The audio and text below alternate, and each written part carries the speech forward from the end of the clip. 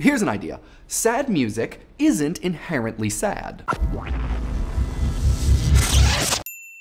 So here you are, you're listening to Elliott Smith or Ryan Adams, and you are just bawling your eyes out. Or you're listening to Scorpion or Queen, and you are throwing your arms triumphantly in the air because, yeah, life, rock and roll.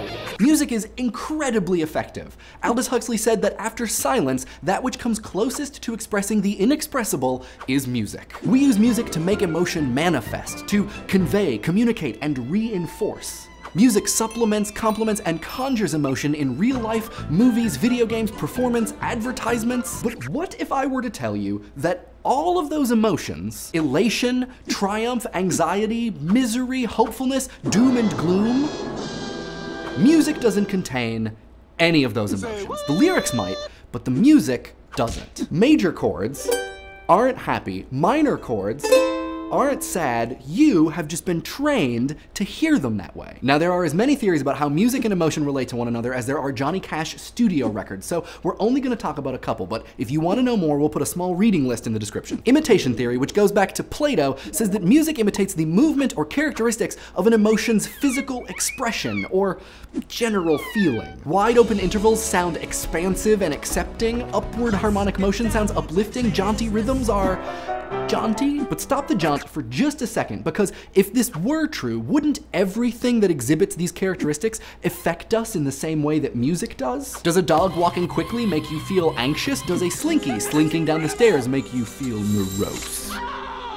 Of course not. So there must be something else about music or the ways we listen to and make it. There's a related claim that says there's something biological or neurological about humans that makes us find certain sounds soothing and certain tonalities evocative. Beautiful. In other words, it's not the music which imitates, it's us that responds. Some studies have shown this to be true, that very young children from many different cultures respond positively to the same intervals and rhythms. But what does this mean for people who make or listen to Georgian folk music, or Bulgarian folk music, or noise rock for that matter?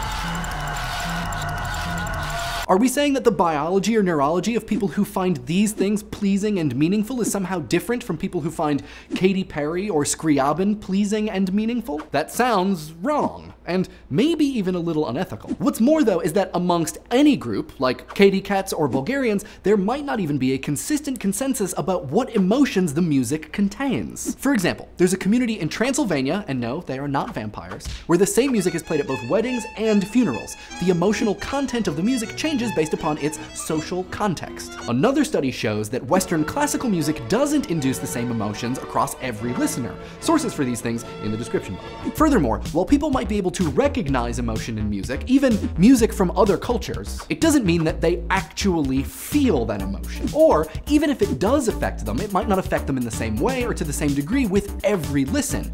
This challenges the idea that we are hardwired to respond to music in some way. In order for music to communicate something, we have to assume that it is attempting to, and we have to be receptive to that communication. You can't have your emotional away message set to unavailable. And though that might seem really obvious or even natural, it's really a deeply ingrained part of your cultural training. This is why break squeals and explosions don't affect us, because we don't think of them as containing meaning, even though on some level they might closely resemble rather musical sounds. We are not emotionally receptive to them. The list of things which can cause us to be receptive, it's bigger than Elvis's vocal range, which, incidentally, was quite big. Huge! Luckily, two researchers, Patrick Joslin and Daniel, whose last name I'm about to butcher, Vyasfjall, boiled all of those things down into 6 categories which can contribute to, quote, emotional induction by music. They say that brainstem reflexes, evaluative conditioning, emotional contagion, visual imagery, episodic memory, and musical expectancy all contribute to the ways that we feel stuff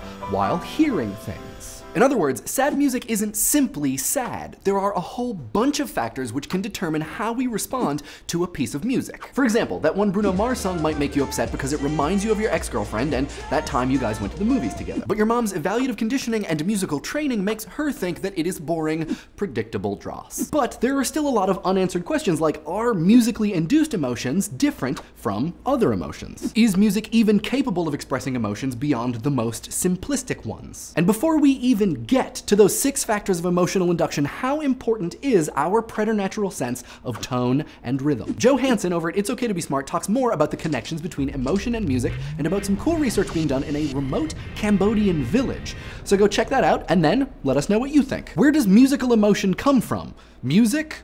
Our biology? Our culture? Let us know in the comments, and if you don't subscribe, I will play the saddest music in the world. I'm absolutely prepared to accept that some laws might be weapons. Let's see what you guys had to say about denial of service attacks as weapons. So first and foremost, the conversation inspired by Maroxarok's observation that this channel is a lot of arguing semantics was awesome. So you should definitely go back and read all of it. We'll put some of it right here, right now. Delta Daedalus points out that MT Gox is mining Team Gox and not Mount Gox.